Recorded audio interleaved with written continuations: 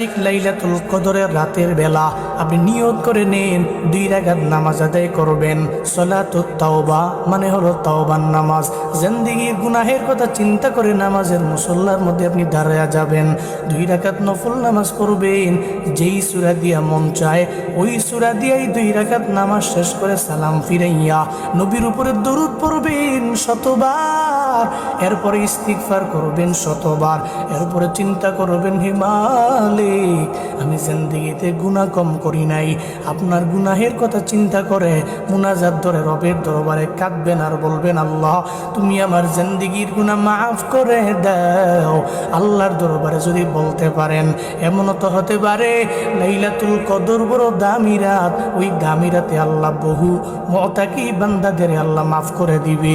ওই ইতিকাফকারীদের উসিলায় লাইলাতুল কদরের উসিলায় আল্লাহ আপনার জিন্দেগির সব গুনাহ মাফ করে দিতে পারে।